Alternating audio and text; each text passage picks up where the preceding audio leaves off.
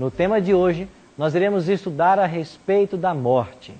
E todas as dúvidas que nós temos sobre esse assunto, nós vamos tentar dirimi-las, tentar esclarecer o tema ao máximo, para que haja conforto e esperança em nosso coração. Pois bem, nós vamos ler alguns textos que vão nos falar sobre o tema da morte. Esse é um tema muito controverso, mesmo na cristandade. Algumas perguntas, tais como: o que acontece quando uma pessoa morre? Para onde ela vai? A consciência após a morte? Essas são perguntas que precisam de respostas e a Bíblia tem todas as respostas que nós precisamos. Agora, se nós quisermos obter respostas a essas perguntas, o que acontece quando se morre, para onde vai, qual é a sensação, a esperança após a morte, nós temos que perguntar para alguém que já morreu. E a Bíblia nos apresenta alguém que já morreu e tornou a viver e tem todas as respostas. Então vamos perguntar para Cristo essas perguntas. E através de sua palavra, Ele trará para nós a resposta exata, a resposta que é a realidade. E não apenas tradições, mitos, histórias, lendas. Vamos deixar essas coisas de lado e vamos permitir que a Bíblia nos ensine sobre esse tema. A primeira questão que a gente quer abordar tem a ver com a formação da vida. Em Gênesis, capítulo 2, verso 7, no primeiro livro da Bíblia, nós encontramos o processo da criação do ser humano. E para entendermos a morte, nós precisamos entender a vida, porque a morte é o oposto da vida. Agora, o que acontece, ou o que aconteceu, quando Deus deu origem ao ser humano? Em Gênesis, no capítulo 2, verso 7, a palavra de Deus nos diz assim: Então formou o Senhor Deus ao homem do pó da terra e lhe soprou nas narinas o fôlego de vida, e o homem passou a ser o quê? Alma vivente. Esse texto traz para nós muitas verdades. A primeira delas é que Deus uniu dois elementos para a formação do ser humano. Quais são esses dois elementos que aparecem em Gênesis 2:7? Deus uniu pó da terra, a argila, mais o quê? Fôlego da vida. Ou seja, Deus moldou um boneco de barro que viria a se chamar Adão, e no nariz, nas narinas desse boneco, Deus soprou o fôlego de vida. A vida que há em Deus, Ele colocou nesse boneco de barro. E quando Ele fez isso, o boneco acordou, e era o homem. E a Bíblia chama esse homem de alma vivente. Guardem essa informação. O ser humano não tem uma alma. Ele é uma alma. Nós não temos uma alma. Nós somos uma alma. Porque quando Deus uniu o pó da terra ao fôlego de vida, o resultado foi uma alma vivente. A palavra sinônima, melhor que eu encontro em português, para alma é pessoa. Toda vez que você ler na Bíblia a palavra alma, traduza por pessoa, porque este é o sentido bíblico. Mas pastor, e de onde veio essa ideia então de que nós temos uma alma, ou de que quando a pessoa morre, esta alma sai vagueando por aí? Isso não é Bíblia, isso não é teologia, isto é filosofia. E se nós buscarmos essa ideia na história, nós vamos chegar em um filósofo grego chamado Platão. Platão foi o primeiro a difundir a ideia dicotômica do homem, como tendo uma alma e sendo um corpo. E na visão platônica, o corpo é a prisão da alma. E dentro do corpo está a alma. O corpo é mau, a alma é boa. E a alma tem que se libertar do corpo. Aí vem Hollywood para ajudar nessa ideia platônica e cria vários seriados e filmes, como por exemplo o filme Ghost, O Outro Lado da Vida, quando ali o homem morre e a alma sai do homem. E nós hoje temos uma dificuldade tremenda em entender de que você não tem dentro de si uma alma. Você é uma alma. Então, para entendermos a morte, temos que entender a vida. E como que o homem surgiu? Deus uniu dois elementos, o pó da terra e o fôlego de vida, que é o Espírito de Deus, que Ele soprou no homem para que esse vivesse. Ou seja, Deus partilhou uma centelha de vida com o homem. Vamos avançar um pouquinho mais em nosso estudo. O que é uma alma vivente? Para confirmar o que eu acabei de dizer, de que nós não temos, mas somos uma alma, dê uma olhadinha no livro do profeta Ezequiel, no capítulo 18, no versículo 4. Página 562 do Antigo Testamento. Página 562 do Antigo Testamento. Pessoal que nos acompanha em casa, pegue sua Bíblia, estude conosco. Vamos ler Ezequiel 18, verso 4, e vamos aprender de que nós não temos uma alma, nós somos uma alma. Essa ideia de que quando alguém morre, algo sai por aí vagando, isto é ilusão, isso é história, isto é tradição, isso não é bíblico. E a palavra de Deus vai deixar isso claro para nós. Olha o que diz Ezequiel 18, 4. Eis que todas as almas são o quê? Minhas. Como a alma do Pai, também a alma do Filho é minha.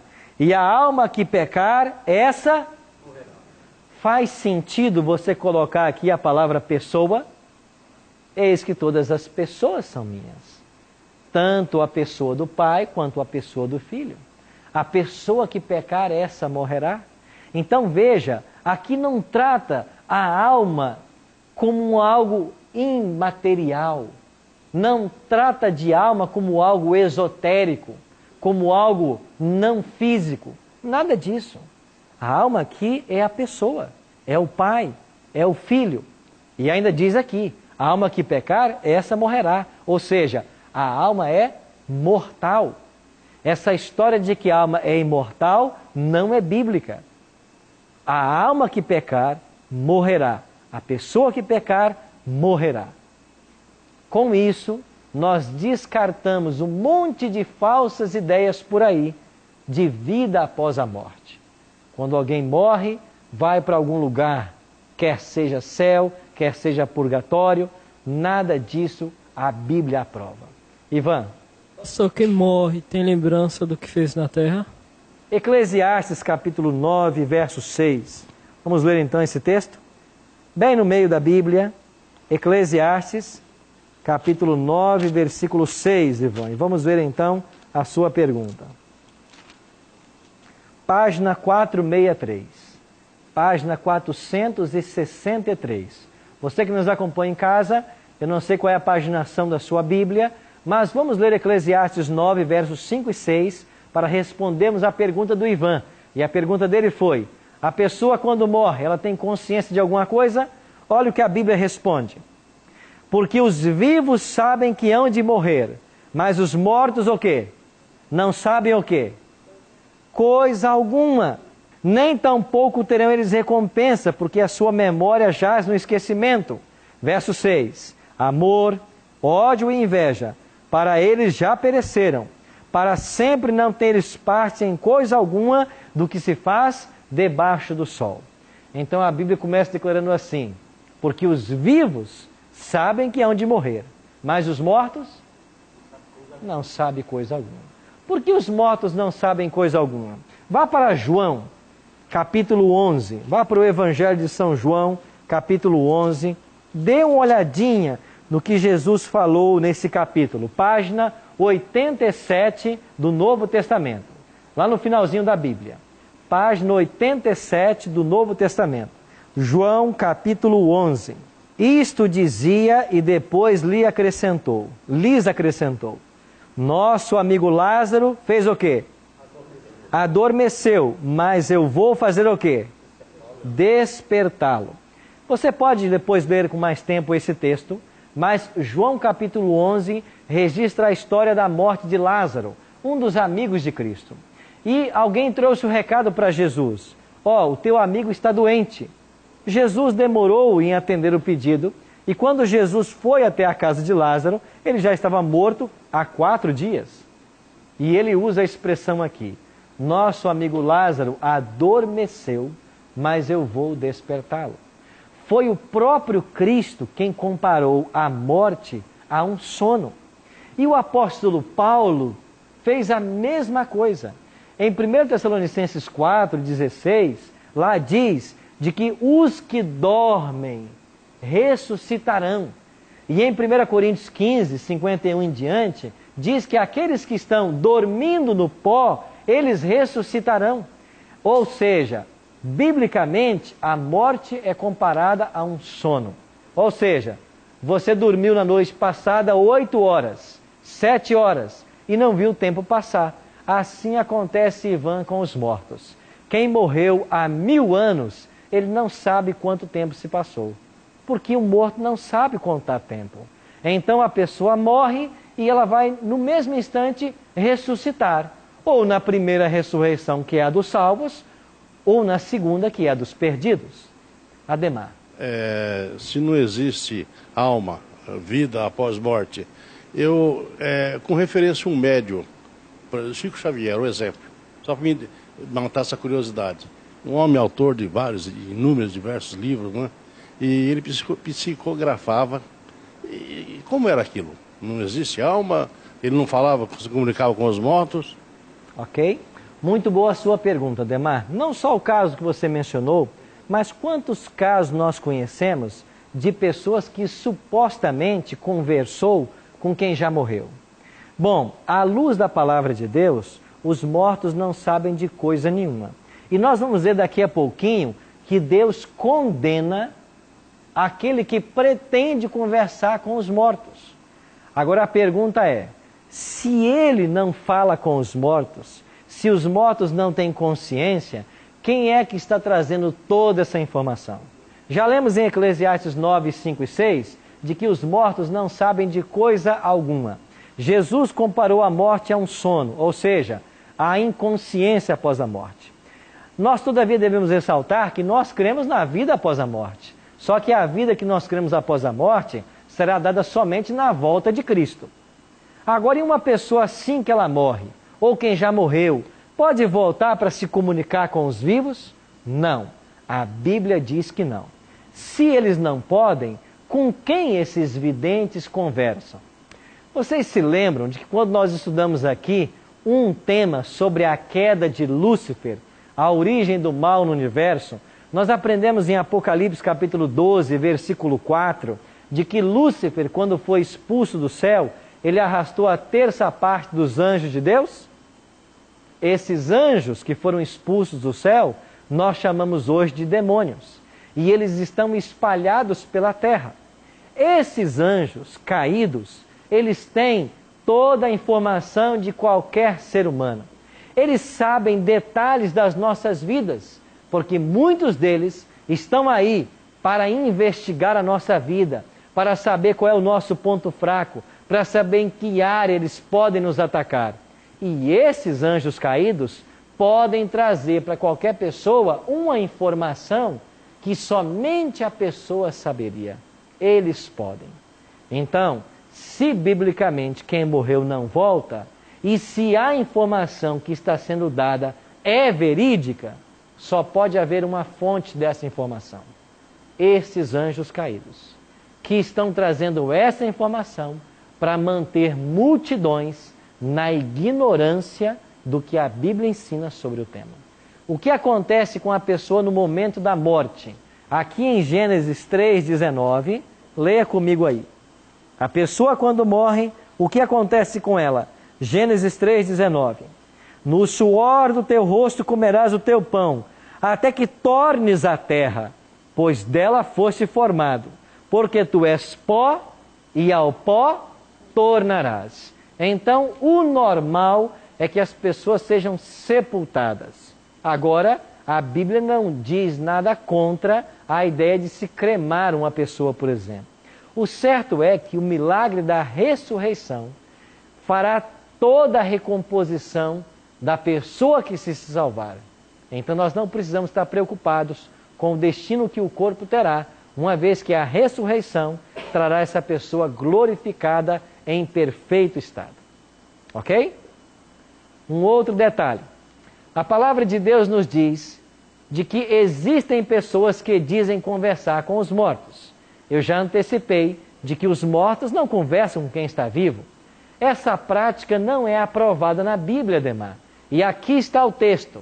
Eclesiastes 9, 5 e 6. Nós já lemos dizendo que Deus não aprova o comunicar-se com as pessoas que já morreram.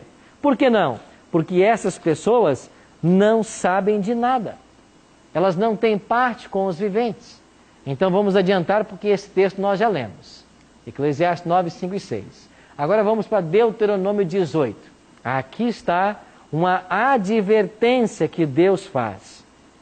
Deuteronômio 18 está na página 141.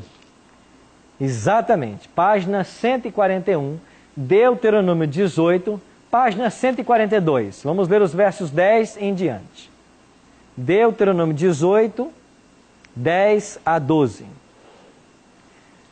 Encontraram todos?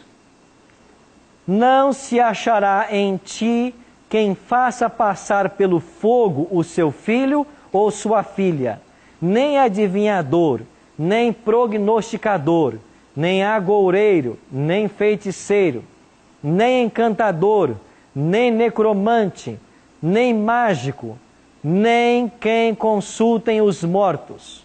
Pois todo aquele que faz tal coisa é o quê? Abominação ao Senhor. E por estas abominações o Senhor teu Deus os lança de diante de ti. Deus é muito claro com isso. Não haja no meio do meu povo quem seja agoureiro, quem pratique a magia, quem consulte os mortos, porque estas coisas são abominações ao Senhor. Então, quando uma pessoa morre, ele não vai direto para o céu, porque a salvação só será dada, a recompensa na volta de Cristo. Ele não vai para o inferno, porque não existe inferno na Bíblia. A palavra inferno no Novo Testamento é melhor traduzida como sepultura. Ou seja, a palavra inferno, sepultura, quer dizer o lugar onde os mortos estão até o momento da ressurreição. Também não existe nada de purgatório, um local onde a pessoa expurgue os seus pecados. A ideia de purgatório não é bíblica. Essa é uma ideia da literatura. Quem escreveu um livro sobre isso foi Dante Alighieri, chamado A Divina Comédia. E nesta obra de Dante Alighieri, A Divina Comédia, ele fala da existência do céu, de um purgatório e do inferno. Mas não existe purgatório na Bíblia. Sim, nessa comédia de Dante Alighieri. Ivan? Pastor, quem morre precisa de vela? Quem morre precisa de? De vela. De vela? Isso. O hábito de se acender vela para quem morre é uma tradição de algumas religiões brasileiras. E talvez de outros países, eu não conheço. Mas a Bíblia não orienta nada sobre isso. Não existe um verso da Bíblia dizendo assim: você tem que acender uma vela para quem morre. Não existe isso na Bíblia. Isso é uma tradição que as pessoas seguem. Marcelo? Por que se faz o culto aos mortos, o funeral, quando a pessoa morre? Quando a pessoa morre, a gente faz um culto para se despedir da pessoa, para entregar essa pessoa à terra, à sepultura, e para consolar aqueles que estão vivos. Nós não fazemos uma cerimônia fúnebre para conversar com quem já morreu. A gente faz a cerimônia para confortar, com a esperança da ressurreição, aqueles que ficam e estão sofrendo a dor da perda. É por isso que Paulo, quando escreveu 1 Tessalonicenses 4, a partir do versículo 16, desde o 14, ele diz assim: irmãos, eu não quero que vocês sejam ignorantes com respeito aos que dormem. E ele começa a falar da ressurreição. Ou seja, as pessoas não devem estar ignorantes com respeito àqueles que morrem, como achando que você nunca mais encontrará a pessoa que partiu. A Bíblia ensina de que aqueles que morreram um dia ressuscitarão. Haverá um reencontro, um glorioso reencontro. E nós devemos nos preparar para encontrar-nos com Cristo e com os nossos entes queridos que também se prepararam para a volta dele. Gildo. Então percebemos que a manifestação do diabo já em Gênesis e a questão da advertência da consulta aos mortos também é antiga. Não é só dos dias de hoje. É verdade. Nós estamos falando de Moisés. Nós estamos falando de mais de 1000 anos antes de Cristo. Então Deus, desde o início, deu essa orientação para o seu povo. Deus não quer que nós fiquemos ignorantes com relação a esse assunto. Um outro detalhe importante. Qual é o plano divino para resolver o problema da morte? Aqui está. As pessoas que nós amamos e partiram, e quantos aqui já tiveram que se despedir de alguém que muito amavam? Quantos aqui já tiveram? Eu acho que todos nós. Você que nos assiste em casa, você deve estar pensando agora numa pessoa que você muito ama e que a morte levou. Uma pessoa que você muito amou e não está mais com você. E é verdade que isso entristece o nosso coração. Mas olha o que Jesus diz para você agora em João capítulo 5, versos 28 e 29. Evangelho de São João, capítulo 5, versos 28 e 29, na página 81 do Novo Testamento. Cristo diz assim para você: não vos maravilheis disto, porque vem a hora em que todos os que se acham nos túmulos ouvirão a sua voz e sairão. Os que tiverem feito bem para a ressurreição da vida, e os que tiverem praticado mal, para qual ressurreição? Do juízo. Cristo está falando de duas ressurreições. Todos os que morreram um dia ressuscitarão. Todos. Quem se preparou para a volta de Cristo vai ressuscitar na volta dele para receber a vida eterna. Quem não se preparou vai ressuscitar 1000 anos depois da volta dele. É o que ensina Apocalipse 20, versículo 4. Então estas duas ressurreições de João 5, 28 e 29 estão separadas na história por um período de 1000 anos. A ressurreição dos salvos na volta de Cristo e a ressurreição dos perdidos 1000 anos depois da volta de Cristo. Lilian. Pastor, eu já ouvi algumas pregações falando que muitos, os escolhidos, eles não morrerão, eles não sofrerão a primeira morte. Isso é bíblico? Bíblico. O apóstolo Paulo achava que ele estaria entre os vivos na volta de Cristo. Ele até diz assim: depois nós, os vivos, os que ficarmos, em 1 Tessalonicenses 4,17. Ou seja, quem ficar vivo até a volta de Cristo não provará a morte. Nós podemos ser chamados à sepultura a qualquer momento, mas se Deus nos conservar com vida até o dia da volta de Cristo, nós não vamos provar a morte, nem mesmo a primeira, quanto mais a segunda, que é eterna. E a Bíblia, ela traz algum indício de quem serão esses que permanecerão vivos? Sim. A Bíblia diz, não de quem permanecerá vivo. Nós não sabemos quem permanecerá. Mas os que estiveram vivos e não passarão pela morte são os fiéis de Deus. Aqueles a quem Deus escolheu e aceitaram a escolha. São aqueles que obedeceram a palavra de Deus. Então, os fiéis que ficarem vivos até a volta de Cristo, eles não passarão pela morte. O que vai distinguir os salvos dos perdidos é a fidelidade ao livro de Deus, aos ensinamentos da Bíblia Sagrada. Um outro detalhe, sim. Pastor, Marie. A minha pergunta talvez foge um pouquinho do que está sendo colocado, mas está nesse contexto. O que o pastor poderia dizer para as pessoas que vão ao cemitério, rezar, orar pelas pessoas que já morreram? Porque ainda existe sepultamento, agora que está começando o crematório, né? O que o pastor poderia dizer para a gente, para esse grupo e para as pessoas que estão em casa? Quando nós perdemos alguém que nós amamos, nós temos o hábito de ir ao cemitério visitar a sepultura, cuidar da sepultura, para que ela esteja sempre limpa. Isso é um zelo que nós temos pela pessoa, mesmo depois de morta. Não há nenhum problema nisso. Um detalhe que você mencionou. Agora, orar para quem já morreu, não devemos. Por quê? Porque quando alguém morre, o seu caso já está decidido, ou para a salvação, ou para a perdição. Uma oração minha não pode alcançar uma pessoa que já morreu. Eu tenho que orar pelas pessoas enquanto elas estão vivas. Porque quem está morto está inconsciente e não é beneficiado por uma oração que eu faça. Essa doutrina da morte é tão confusa nas religiões, porque o diabo não quer que o seu coração se enche de esperança. O diabo não quer que você se prepare para o céu. O mesmo acontece conosco. Quando é que nós iremos morrer? Fernando, quem aqui pode dizer o dia da sua morte? Ademar, nós podemos dizer o dia da nossa morte? Por que o diabo guarda esse assunto e impede que a verdade venha à tona? Porque se nós não nos preocupamos com a morte, nós não fazemos o devido preparo. Agora, se a morte nos surpreender e nós não estivermos com a nossa vida em conformidade com a vontade de Deus, não haverá esperança alguma de salvação.